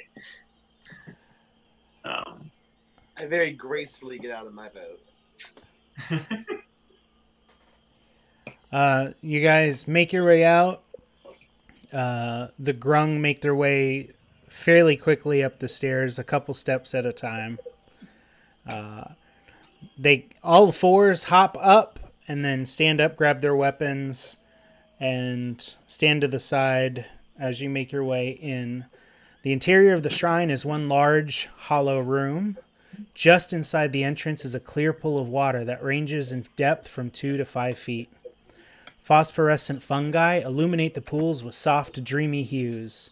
Short, frog-like humanoids of different colors are fussing with the fungi and tossing flower petals into the pool. At the back of the shrine is an elevated semicircular basin of water 10 feet high. Wallowing in the basin is a grung with gold skin. On its brow rests a golden circlet. An orange-skinned grung perches nearby, short bow at the ready. This seems to be the king's chambers that you have just entered. King Groak. Sounds nice. It does. Who says my name? Look what you did. Mighty Dustin. King. Yeah. It is us, fellow travelers. Yeah, we're here. Wait, why are we talking to him again? We need We're looking those for parts. parts. We're looking for parts for the Oh, that's right. wind And now we're talking to a king. Yep. We just found him. You were given a map. Leon said they might have the parts that could help you for the work jammers. That's right. Yeah, but don't mention him. Just be like, Oh, that's right. Don't talk about it. we've come seeking parts of the ancient machines around here. You did? No, I think you've come to help me become Nang Nang's consort. Yes, that's what it is. You're here to help me. Whoa. Oh, Help you, great king, with what could we help someone as great as you? As you say that, one of the guards, not a guard, there's a hooded red grung to your right, and she says, whatever he says is bullshit, just go along with it. I jump over, like, holy shit. You're so quiet. The king says, he's like, we're here for the great ritual, you know. You're going to help me materialize Nang Nang, and then I'll tell her I love her and praise her, and then what happens, and you're here to help me. oh, yes, that is, yeah, right. And you said something about the machines. You want the gearboxes or something? That's right. We're gonna make you Yeah. a giant present, and we're missing some pieces. no present. You help me materialize Nang Nang so I can and then I'll give you whatever you need. So you can what again? Nang Nang? Nang Nang, the goddess Nang Nang, the one I love, the one I praise, the one who will bear my grunglings. Oh. Oh, where's she at? The red grung next to you goes, this is bullshit. Oh my god. Well, okay. We'll go get your yang yang, and be right back. And you should all walk out of the room slowly. Wait, and wait. talk about this out of I have a suspicion. I have a suspicion that the cloaked figure next to us might know more about Nang Nang. Maybe we should just ask, who is this great thing? How may we help you materialize it? The king, he's like, my assistant Karuk here. I imagine Well, that he wasn't sure the name. was what? It's like you didn't actually know his name, like that's how they said it. Like Karuk. Karuk here will prepare you for the great ritual. Yeah, she'll prepare you. Yeah, prepare you. And so Karuk, the red cloaked grung who's next to you, she kind of bows and says, "Yes, my lord, I will take care of the travelers." And she looks at you and she's like, "Follow me, if you will." I'm just gonna kind of whisper and mutter under my breath, "Oh my god, he's gonna eat us, isn't he?" Let's see. So what's up, crew? 842, let's see.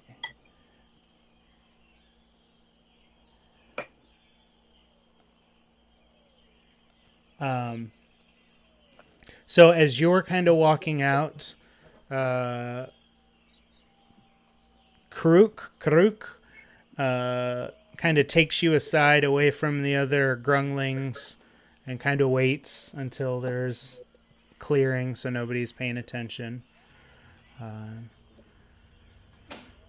So she's like, "Look, I don't think this ritual that the king wants to summon Nang Nang is going to work. I'm going to be honest. But I can't tell him because I fear for my life." But there's all these undead things that keep showing up outside, and the king's not doing anything about it. So we just need to make him think this Nang Nang works so we can divert our attention to protecting our walls, because I don't think the king's all there. You know what I'm saying? Oh no! How did he get this way? How did he get this way? Tough decision, Clint. He's spending too much time in the pools. You know, I think we should probably change the water out. Oh man. But if we can just go along with it, like, I don't know. I don't, like I said, I don't think it's gonna work. He's not all there. Does he keep forgetting stuff? Is he what? Does he keep forgetting stuff? Yeah, he keeps forgetting stuff. Why do you ask that? That's a very specific question. Like in the middle of describing it and beating himself up? Oh, no, it's just sort of like all his focus is on is bringing Nang Nang back. Oh, okay. But Could it be go ahead. Could it be that Nang Nang is what's causing this obsession? It could be Nang Nang. It could be whatever is bringing those bony things to our walls. I'm not sure. But if we can fool the king at the ritual tonight, then I don't know. Maybe we can buy us some time.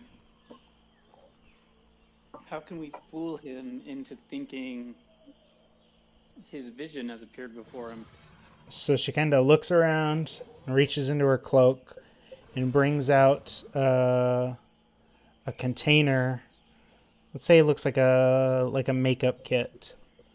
It's some marvelous pigments that are kind of shimmering and shining and dancing in front of you. And she's like, "I found these and hid them from the king.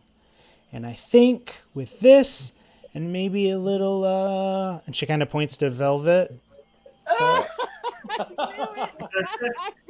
was waiting for it. Magic. We can use magic. What are you thinking I mean? What did you think I meant?"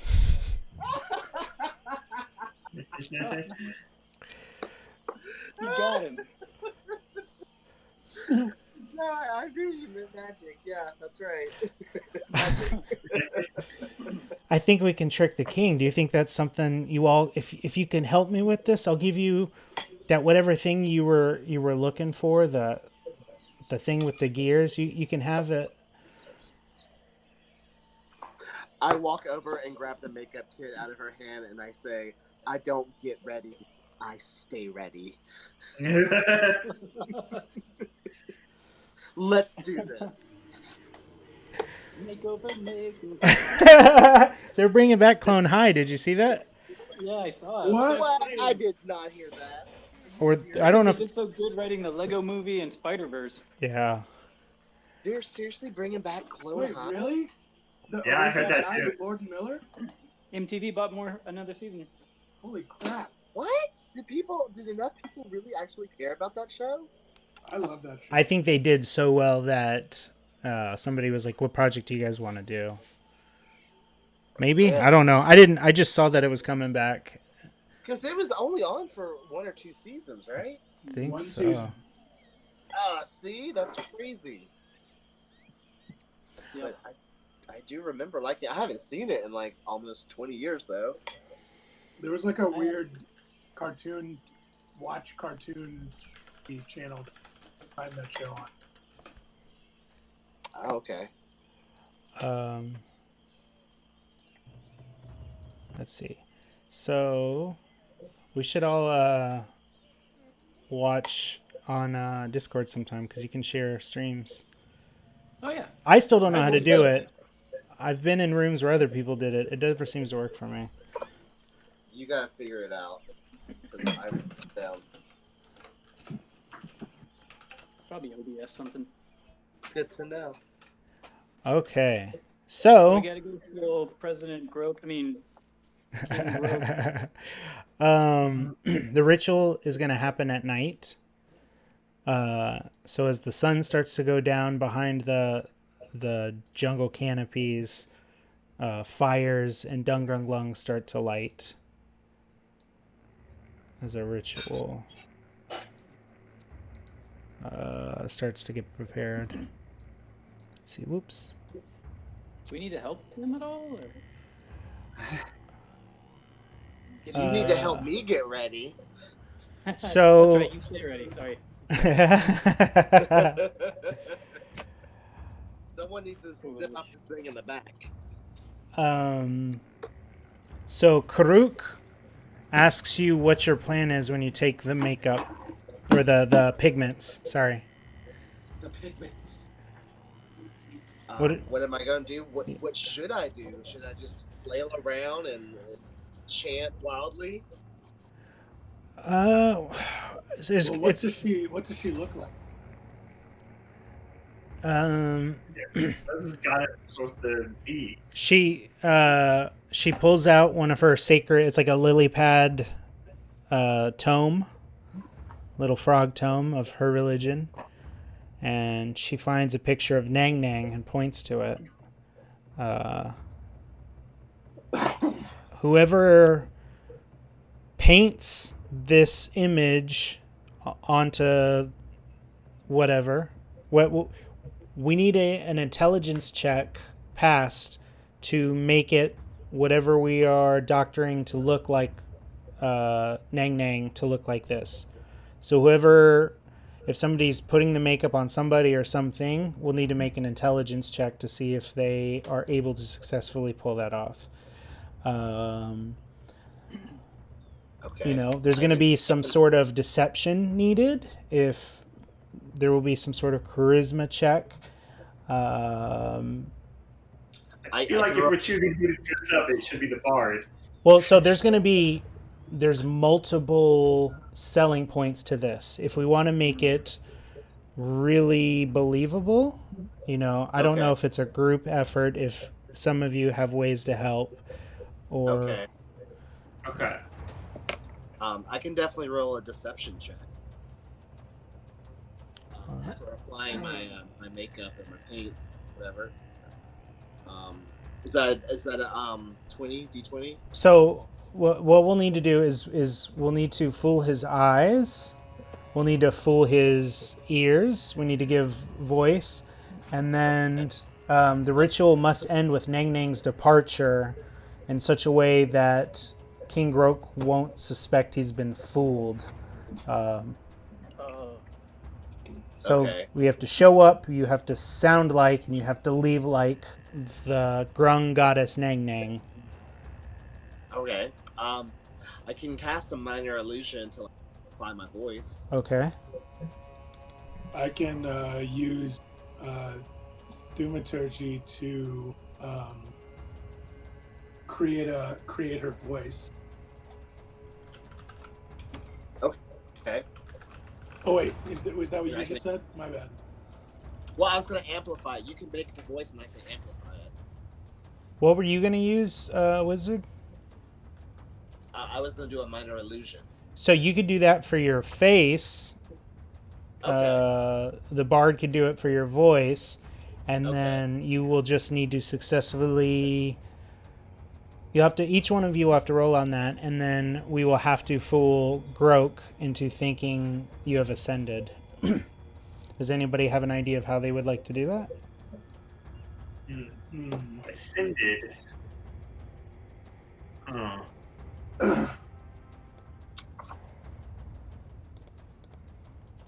Like I said, like me ascend away from everyone. I mean, theoretical, that is what... Yeah, that's the theory. Maybe someone can tie a rope around me and like bully me up or something. Maybe. Yeah, I could try to craft a little metal pulley thing if we had some rope around here or something.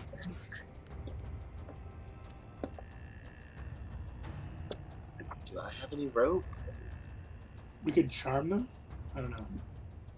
You could... Yeah, these are all ideas.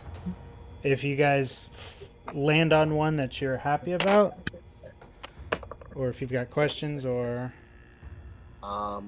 So somebody asked about rope. Yeah. Yeah, your monk has rope and is very good with the rope. Okay. Okay, so how about we... Yeah, like on the... This is going to take place in the temple, I assume, right? Yeah. Happens at night. Fires are lit throughout the village, whereupon scores of common grungs enter the lake. So it's just outside of the shrine. Okay. So we're gonna have to pull you up out of the water, maybe, like, and then like after they're full, pull you higher into to the air. Torin can, or Waddle, go hop up on top of the shrine and chill out up there with a rope. All right, cool. So he's going to be like some sort of puppet? Yeah. Yeah. Like a stage kind of thing. Like a stage thing. Pretend it's theater. Okay. Ooh, I could use a performance charisma check. And I bet I can use my stealth up there. Ooh. oh, but Ooh, then I would okay. be performing. Yes. I found something that could also help because I knew I saw this a minute ago when we were getting second level spells. There's one for continual flame I can cast. Whoa, what? It is just a flame equivalent to the brightness of a torch, so it doesn't actually burn, but it cannot be smothered or quenched. So what if I cast it like on your head? Oh, like Hellboy? Yeah, like a flaming halo that's on your head as you're underwater, and it stays on. Okay, that's cool. I want there to be playing "I'm in Love" by Donna Summer though while it's going down. That would really set the tone. Unicron says "Toodaloo" from his Doubtfire. All right, so you guys, if I'm correct, somebody is going to... Waddle is going to tie the rope around Velvet's waist. Velvet is going to then disguise themselves, go underwater. The dwarf is going to cast a flame above his head. Waddle is going to pull Velvet up out of the water, dressed as Nang Nang. The bard will give a voice to this goddess, and then she will ascend out. Yeah, and I'd like to cast Yeah. Bardic Inspiration so that we have some ability, some enhancements to our abilities before we do this. Bardic Inspiration gives everybody a D4 to add to their rolls. Correct. Okay. Okay. Okay. Cool. It's, I guess, yeah. So we'll make sure, Waddle can be up high to do the pulling. All can be by the shore to cast a spell as they, right before we raise him. And yeah. Which one is the D4 dice? it's the pyramid. That's what I thought. Okay. How do you read that? How do you? It's the flat, whatever's on the bottom, whichever's right side up is the number. Whatever is right side up is the number. Yes, Okay. sometimes it's on the base and sometimes it's at the peak. Also, real quick to finish selling the look, I'm gonna take a few of my gold coins, like I don't know, 50 of them, and crush them into like little scales because I noticed the gold is what the king is, so gold should be what the goddess is. Yeah. I love it. It's So wonderful. you'll have like kind of a scaled little robe shawl kind of on your shoulders. Okay. Okay. Cool. Cool. Sounds good to me. So your group takes your places. Waddle shimmies very quietly up the top of the shrine, carrying with him a well-placed rope tied to the waist of the wizard, who's sitting in the reeds of the marsh waiting. The bard and the dwarf on opposite sides of the shore watching. Drums start to fill the air, little frog hands patting away. The flames flare up around Dungrunglung. Dungrunglung. King Grok, garbed in ceremonial robes made from reeds and wild orchids, steps out from the shrine and awaits his love, wringing his rubbery hands with anticipation.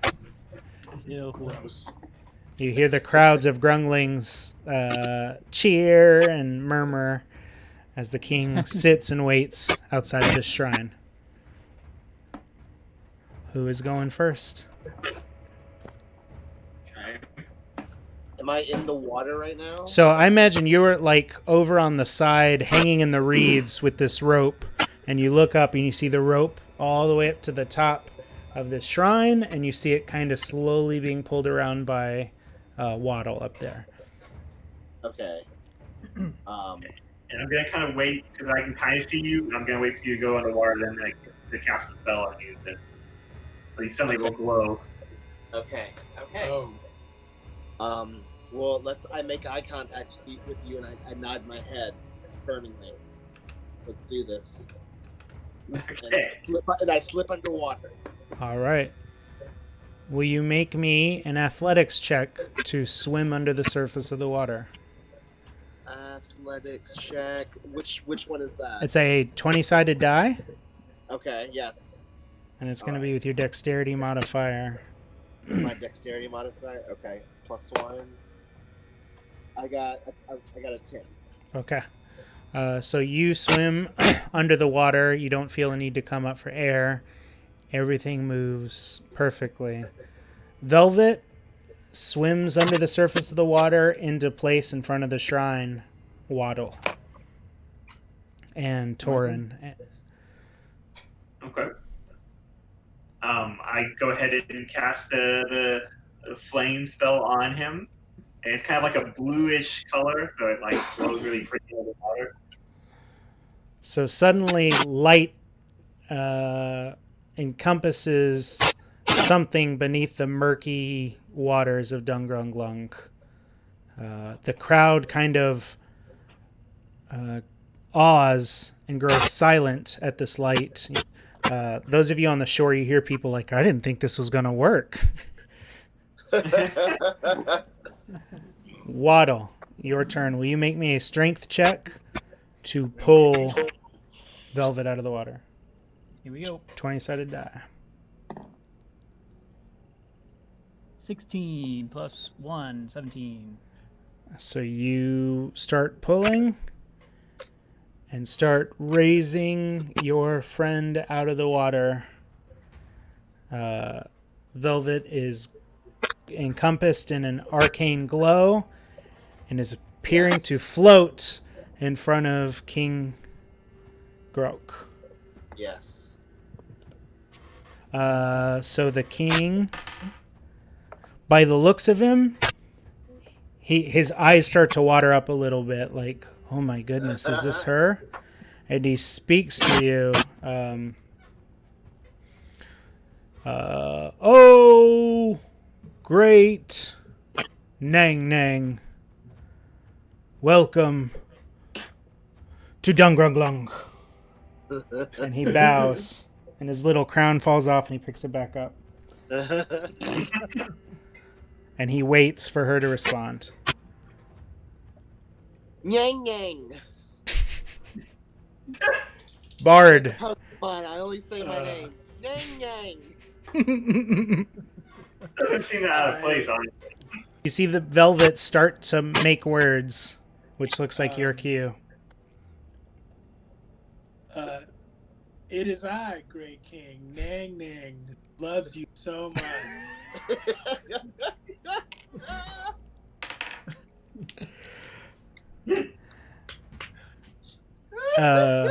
I'm having a really hard time getting these, just kind of retching the whole time. Yeah.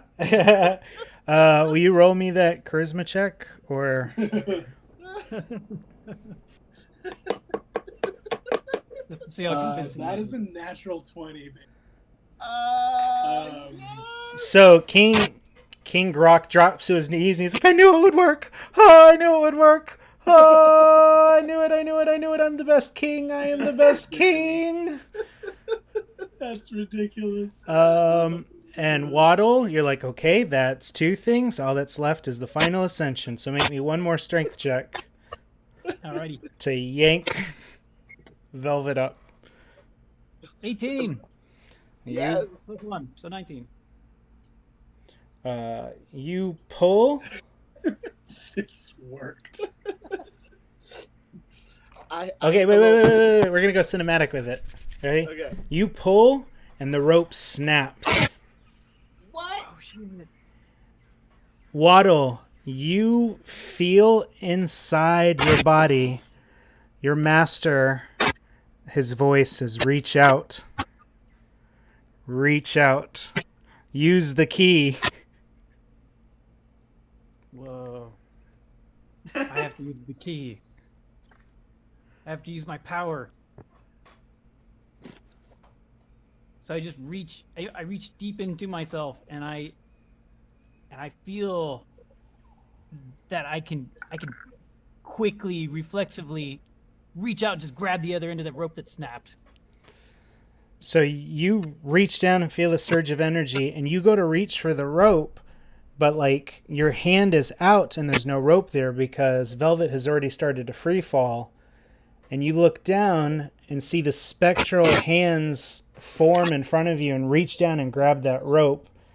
And so Velvet drops about 5 feet and then is caught by the spectral hand that you've summoned from your key force. Wow. And you pull Velvet back up. I'm fine. I'm okay. Nang Nang's blasting off again. I make sure to quickly turn off the spell as she gets high enough so that you can't see the glow anymore. I love you.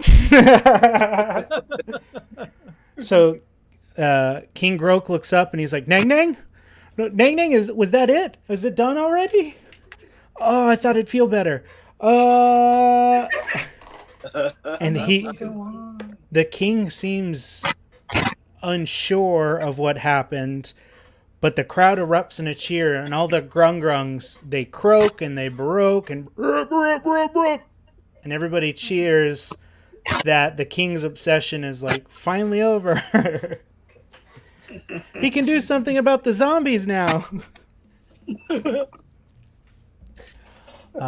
He's just like, what? Like, The king is still fucked up about it. I suppose Ning Ning probably should have whispered some encouragement in that direction. So you see the king look to his robed advisor that was talking to earlier, and you see her just shrugging like, oh, I guess that was it. You guys have successfully tricked the king of the Grungs into thinking that he resurrected the goddess Nang Nang. Congratulations, gang. you're awesome. So you start to smell fires roar as people start cooking various insects and fish, and this festival breaks out. Karok comes up to the first of you that she sees and thanks you for helping Dungrunglung and helping the king refocus.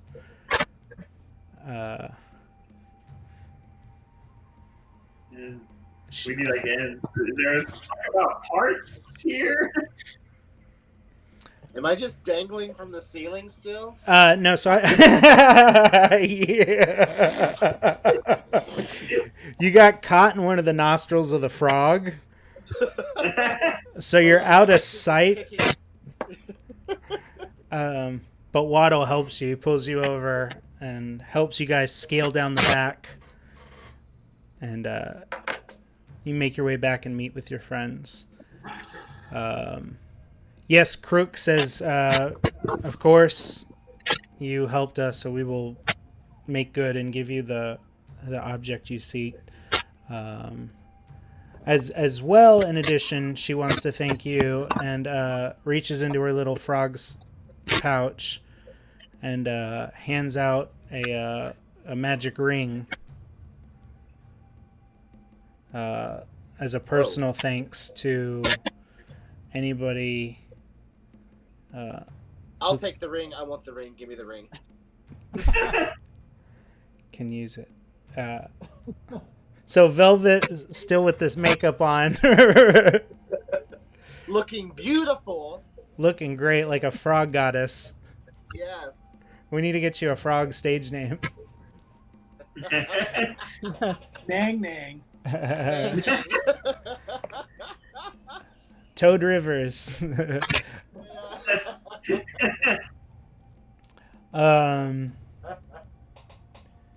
Yeah, so she hands you a ring that, with time sitting with it overnight, you feel like you'll be able to figure out what it is. And she hands over, wrapped in various broadleaves, the gear item that you were looking for. And she hands it to the dwarf. Yeah, I'll take it. Thank you, Freds, for helping us. Please feel free to stay and enjoy some. The dragonfly is wonderful this time of year. It's only in season for 9 or 10 months. It's real good. You're welcome to stay if you would like. Nice. Yeah. I suppose we should, because I don't know if we want to walk through the undead on the way out. Yeah, I might take a nap first. It is getting pretty late, and you do notice they're like, okay. And they go to close the front gates to keep undead out at night. And your group parties into the night with the grungs of Dungunglung. And you have friends and stories, and you drink fermented fly water. Ugh. It's not as good as Leon's, like, by far. It's like mostly Everclear, really.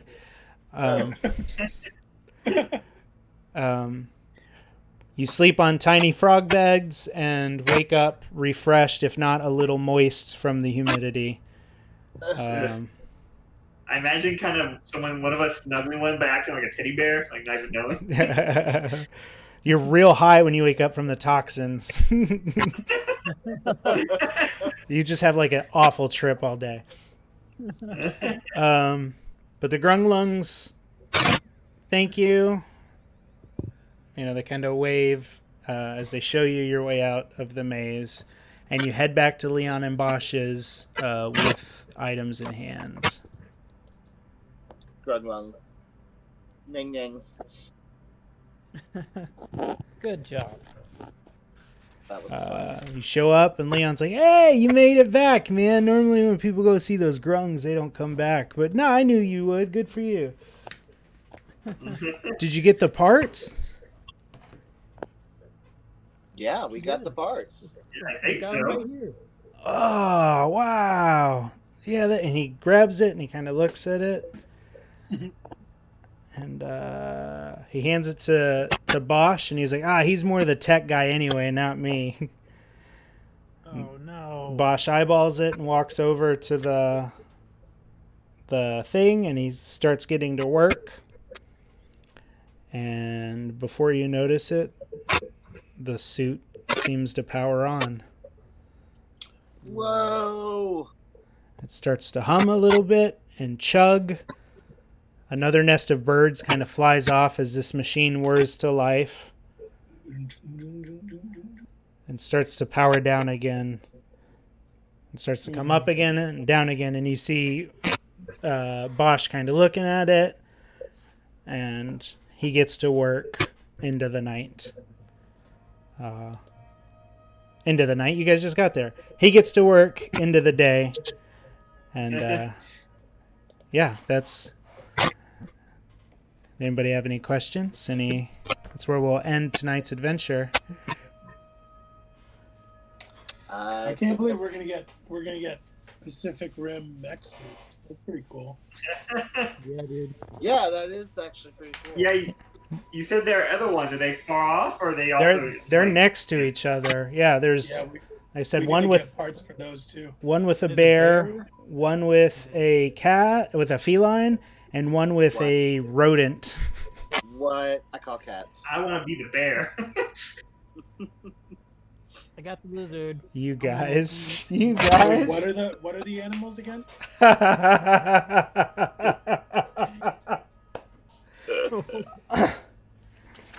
So Velvet wants the cat.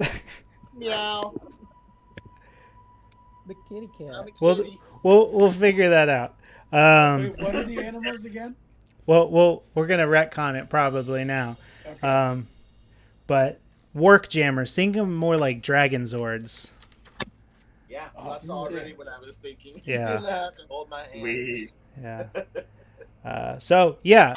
One of the work jammers seems to be powering up and on, and starting to cycle. And that's where the credits for tonight's episode of AXE and Arcana will start. Whoa. So, yeah.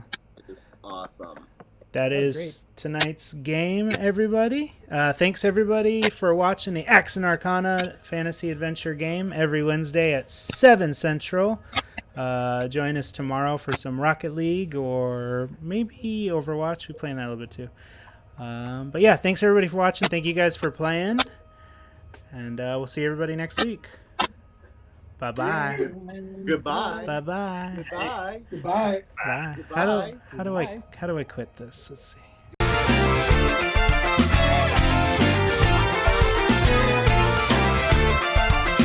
Y'all know you can't stop us, 'cause we are warriors.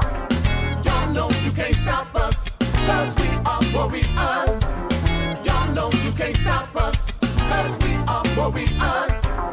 Y'all know you can't stop us, 'cause we are warriors. Stop and think about the things you do, the things you say, 'cause we gon' bring it to you each and every day. Don't play around, clown, we'll put you down. The warriors are here, we came to chase the haters away. We throw down for our brothers, down for our mothers and their sons and daughters to fight for freedom and peace. We'll have you tied out like a phone line, 'cause we all